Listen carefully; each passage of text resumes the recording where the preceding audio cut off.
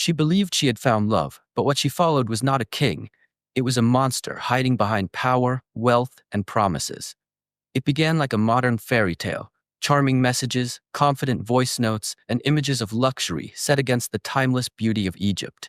He portrayed himself as influential, respected, almost royal, a modern pharaoh who claimed Cairo was his kingdom. To her, he wasn't just a man, he was destiny calling her to a new life. Against quiet doubts and growing concern from those who loved her, she chose to believe him. She packed her bags, boarded a flight to Cairo, and stepped straight into a nightmare she would never escape. At first, Cairo felt magical. The city's lights, its ancient history, the luxury he showed her. Everything matched the image he had carefully crafted online. Five-star hotels, expensive dinners, private cars moving through crowded streets late at night. But beneath the surface, something felt wrong. Slowly, his behavior changed. He began controlling her movements, questioning her every decision, limiting her access to her phone. Love turned into dominance. Charm turned into threats. When she questioned him, his tone shifted from affectionate to aggressive, reminding her that she was alone, far from home, and dependent on him. She soon realized the terrifying truth. She was trapped. In a foreign country, unfamiliar with the language, the laws, and the system, she had placed her life in the hands of a man who no longer pretended to care. He made her feel like she owed him, for the travel, the money, the lifestyle.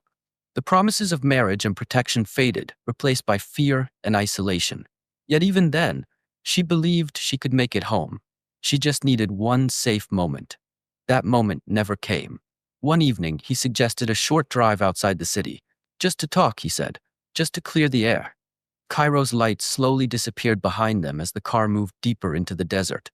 The roads became quieter, the silence heavier. Panic set in, but he reassured her, the same way he always had. Lies wrapped in calm words. Somewhere in the vast emptiness of the desert, the car stopped. What happened next remains one of the most horrifying possibilities investigators have ever considered. Evidence suggests she was attacked, restrained, and dragged into the sand. There were no witnesses, no cameras, no help, only endless desert swallowing every sound. She was not killed instantly.